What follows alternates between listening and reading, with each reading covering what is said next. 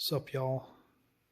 So this is my new machine that I picked up a few weeks ago.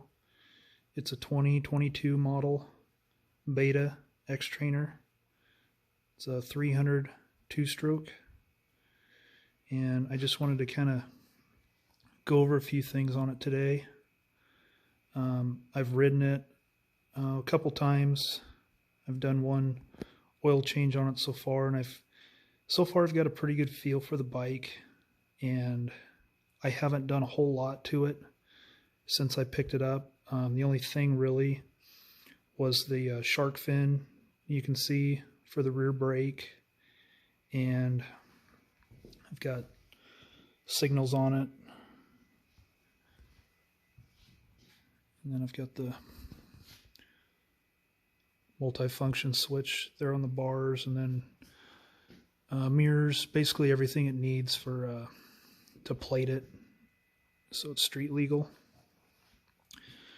But what I wanted to kind of do today was go over a few things on this bike and show you what concerns I have, and I'm going to be putting a few parts on it just to kind of get it set up a little bit better for the type of riding I like to do, some personal preference things, and I've got a little bit of tuning to do to it.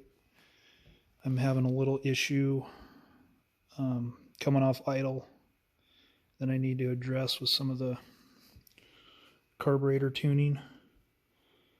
But here I've got a pretty good pile of parts that I'm going to be putting on.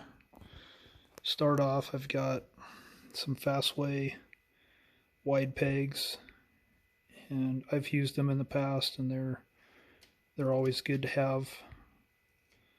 They've got a wide footprint and they grip really well.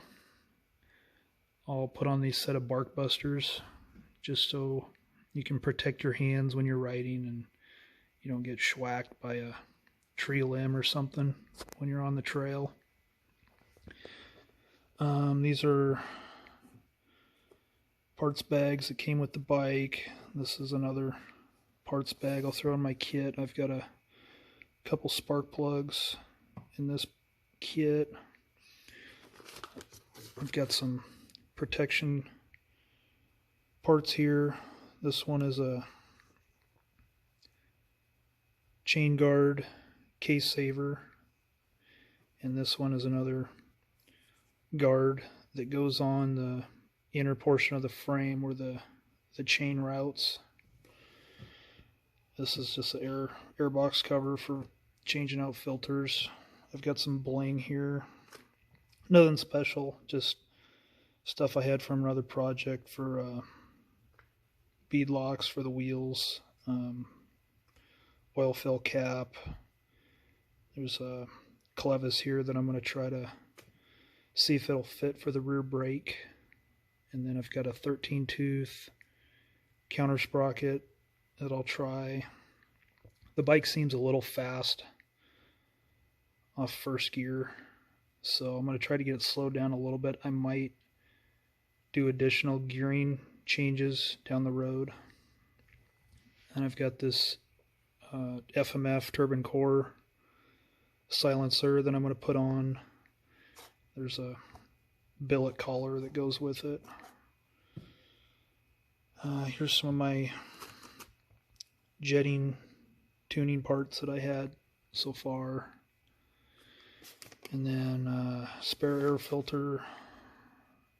I've got these radiator guards that I picked up that look pretty nice, and I think I'm going to put engine ice in the coolant. I'm going to dump the coolant and flush it. I run engine ice in all of my bikes. I've always had good luck with it. So anyway, this bike's pretty fun, and I think it's not going to need a whole lot. I've got a pt.1 skid plate. Still haven't seen it yet. It's on the way. But the nice thing about it, if you haven't seen one already, they come in and they offer protection for the pipe too on both sides. They've got little portions of the skid plate that form over both sides of the pipe and add a little extra protection. So anyway,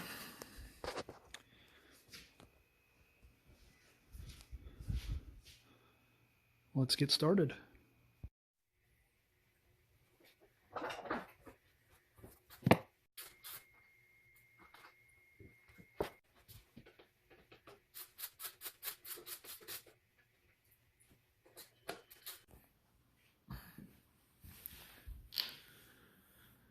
So I got the radiator guards in there and secured, and they're very rigid, so that's exactly what I want.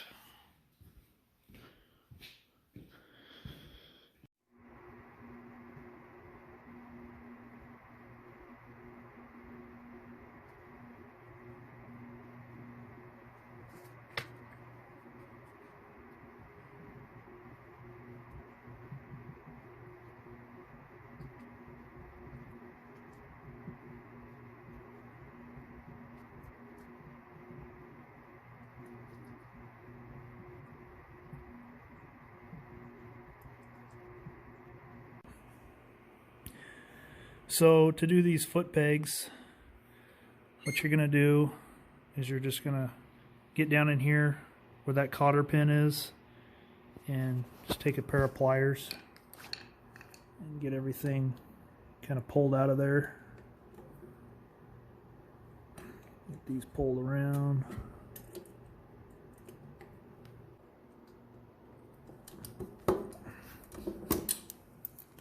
Once you pull that out, there's a little washer that fell down that kind of goes on the back and sets the distance, but then you can just kind of put a little pressure on it and that pin will pull itself out.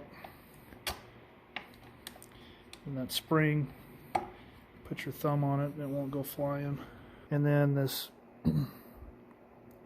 Allen head on the back, that's just to kind of set your depth on how high you want your peg to be when it's at rest. So you can kind of change it up a little bit. They give you some shims in the kit to do it.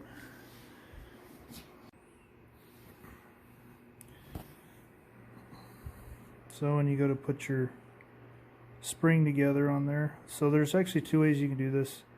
If you have your insert going forward like this, so we're looking at the left side, that's going to put the peg lower.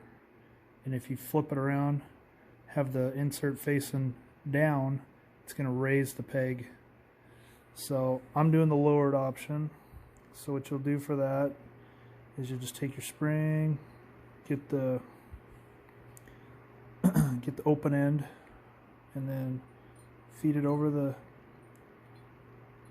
insert, and then there's a small hole drilled near the pivot portion of the peg. Once you got that in there, you just take it over to the frame, and then this portion hooks on the frame to get the pivot return action, and then you slide everything into the frame, and then you put your pin in, and then I think I'm going to put a washer back here just to kind of take up some slack, and then I'll put a washer on the outside and then a cotter pin, and then that'll be that. So now I got both those on there, so you can see. So if you want to change the angle where they rest, so right now this is kind of where I usually run them, so it has no shims in it at all. But if you want to change it down the road, you can come in here and loosen that and add some shims to it.